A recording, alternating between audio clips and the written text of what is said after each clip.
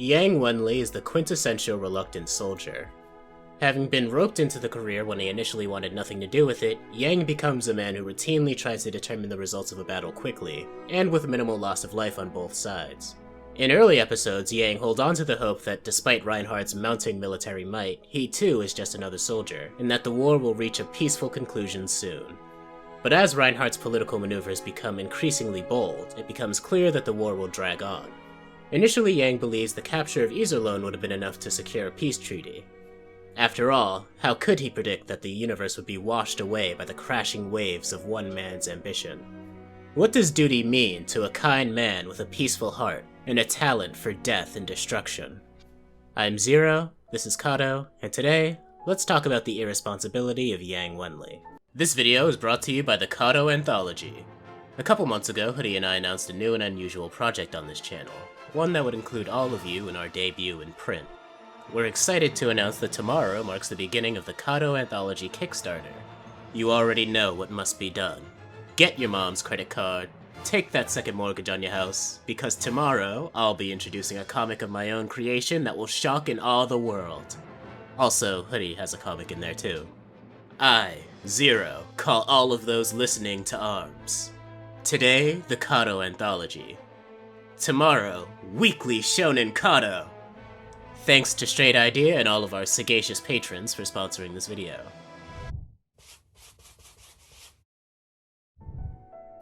Yang Wenli, a man whose hair gets bluer with age, carries great responsibility on his shoulders. With every decision, he feels the singe of history's judgmental gaze. Between the guilt he feels for the deaths on both sides of every battle, his awareness of the expectations the entire galaxy has for him to be the greatest enemy of the Empire, and his increasingly real role as the ultimate defender of democracy, the pressure on Yang builds with every victory. Subsequently, because his fleet is comprised of his friends, his instinct to protect them conflicts with his wish to escape this burden. Regardless of his wishes, he doesn't have much opportunity to escape, as the expectations of his superiors and even the common people of the Alliance routinely push the obligation to produce more victories onto him. While his predictions are dismissed by his superiors, they rely on him to clean up the mess every time their lack of foresight pushes the Alliance to the brink of extinction. And this happens time and time again. It's kind of ironic how quickly Yang goes from the annoyance of having his opinions dismissed by his superiors to the pressure of the expectations of superiors who acknowledge him. He predicts the exact plan the enemy uses to defeat the Alliance forces after his counter-strategy is rejected. Then he assumes command after his commander is killed in the field of battle, and narrowly manages to escape the total destruction of 3 fleets at the hands of the enemy. And his reward? He's told to go steal the enemy's unimpeachable fortress with a hodgepodge fleet. If Reinhardt's life is victory without satisfaction, Yang's life is victory as a monkey's paw wish. Yang's hard-fought victories are rewarded with more precarious duties until he ultimately becomes the sole pillar upon which the fate of the Alliance sits, and the entire way his every request is being ignored and met with unfounded paranoia. The incompetence of the Alliance government is so great that when there's an actual enemy conspiracy to undermine their military, you can barely tell the difference. And as frustrating and transparent as the situation is to Yang, the ineptitude only further ties his hands. He can't leave his friends' lives up to fate in this chaotic war, and so he holds the line. In Legend of the Galactic Heroes, both sides of the war are nearing death from decay. The Galactic Empire has enjoyed such enduring prosperity that the opulence has dulled their instincts and rewired their priorities. The Free Planets Alliance is so steeped in corruption that was actually an improvement to what was going on before. Ineptitude plagues both sides. While many shows depict a couple characters being competent in battle and resoundingly trouncing everyone else, this may be the first show I've seen to narratively justify that gap in talent. And even without that, it's a much less egregious example than other series that share the sin. There is one talented man, one encroaching shadow on the galaxy's horizon, who heavily impacted Yang's sense of responsibility and must be discussed. I speak, of course, of Reinhard von Lohengramm. Even at the start of the series, Yang is planning to retire from the military at the earliest opportunity. He initially expects peace will be made in the near future, as demonstrated when he rebuffs a young boy's interest in becoming a soldier when he grows up by saying that the war will be over by then.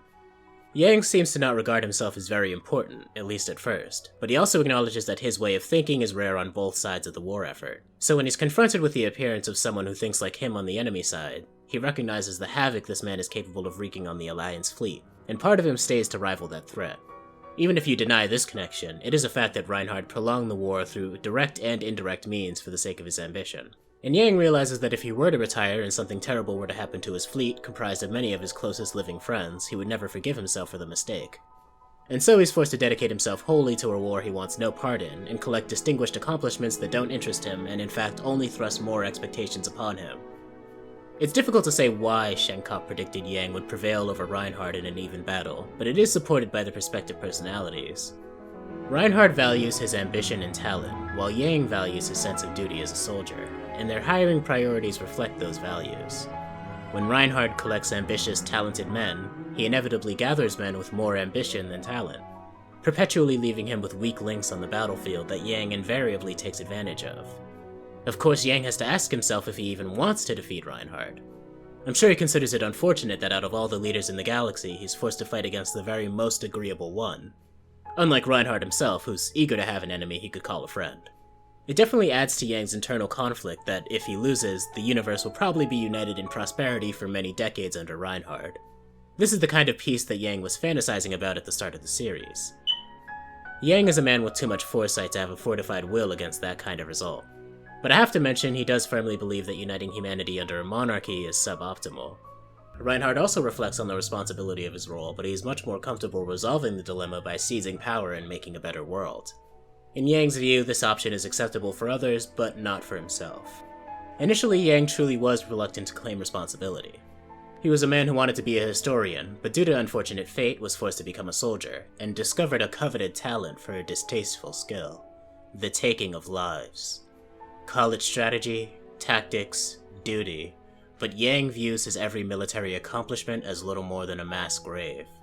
Unfortunately, as he learned during My Conquest as a Sea of Stars, the same could be said for his failures. During this movie, he's forced to endure his position as a subordinate to a foolish commander who won't heed his warnings. He argues at first, but decides that because he isn't the commander, it isn't his responsibility, although later he's forced to intervene to preserve his own life.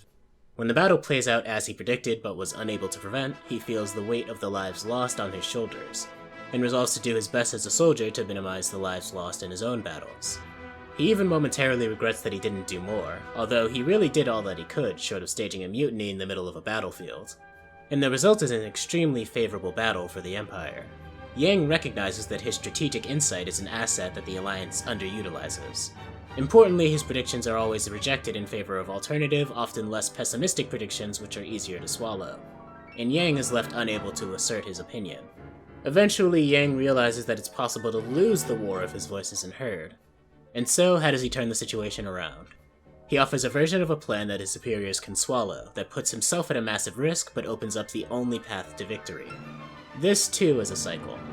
Yang is unwilling to flout the rules, and he certainly isn't going to angle for a promotion, instead preferring to do whatever is in his power to meaningfully protect the things he cares about. And the emphasis here is on meaningfully. To Yang, if he had to circumvent the spirit of democracy or depose an elected leader to get his way, it would be tantamount to the Empire's victory. He considers it pointless for one might-based government to fight another for the right to reunite humanity. If he can't defend democracy from within the confines of democratic rule, then he might as well surrender. And so, we reach Yang's irresponsibility principle. Although others think highly of him, he's only an ordinary soldier of the democracy. His actions in the war may directly affect the fate of the universe, but the universe is not his responsibility. His duty is only to function as a cog in the wheel, and carry out the orders given to him with maximum efficiency. This allows him to say that his actions during the war were only what were expected of him as a soldier, and he retains some hope for a normal life in the future, with a pension. Yang's critics point to his inaction with a sneer. They speak of his duty as the one man capable of stopping the Empire. But what of his duty to himself? Yang may not have wanted to be a soldier, but at least he could respect them. By insisting that Yang should have seized political power as well, we're pushing him toward a truly miserable life. Alternatively, let's consider the life he did live. He worked a job he hated, but he had a beautiful, loving wife, an adoring son who made him proud, and a lifetime surrounded by loyal friends. Could he have reasonably asked for a better life? When viewed this way, the take that Yang should have won becomes an opinion that must give rise to a counterpoint. When Shenkop pleads, there's only one answer Yang can possibly give. Wow, I love this show so much. But don't worry, we have more Code Geass content coming up. We've been really busy working hard on the anthology, but don't think that means we've forgotten about you, our lovely viewers. We're going to be putting out a lot of content in the coming weeks to promote the anthology. Please remember to do your part and share as much as you can around.